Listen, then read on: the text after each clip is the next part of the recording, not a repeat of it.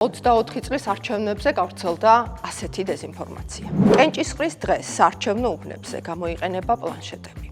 საარჩევნო აპარატების მცირედი მოდიფიკაციით, მაგალითად პატარა ჩიპის ჩადგმით, შეიძლება რომ პროგრამულად დაუკავშირდნენ პლანშეტი, ხმის დათვლის აპარატი და ვერიფიკაციის აპარატი ერთმანეთს და პლანშეტის საშუალებით, რომელიც ინტერნეტის ქსელშია ჩართული მონაცემები სადმე სხვაგან გადაგზავნონ.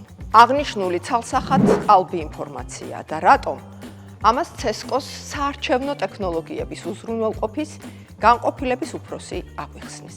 ეს არის პლანშეტი, რომელიც არჩევნების დროს საარჩევნო უბნებზე გამოიყენებოდა. პლანშეტი იმგვარად არის კონფიგურირებული, რომ მისი კავშირი CESCO-s სერვერებთან უსაფრთხო და პრივატულია.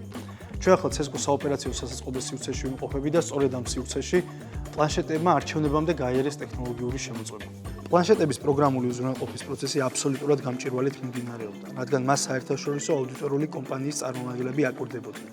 გარდა ამისა, დაინტერესებულ პირებს საშუალება ჰქონდათ საოპერაციო სასაწყობე სივრცეში მიმდინარე სამუშაო პროცესს ლაივ რეჟიმში დაკვირვებოდნენ.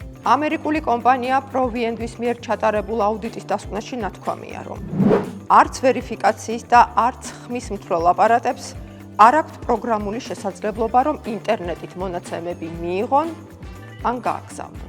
აუდიტის დასკვნაში ასევე წერია, რომ პლანშეტს შეუძლია ინფორმაციის გადაგზავნა მხოლოდ CESCO-ში და არსად სხვაგან.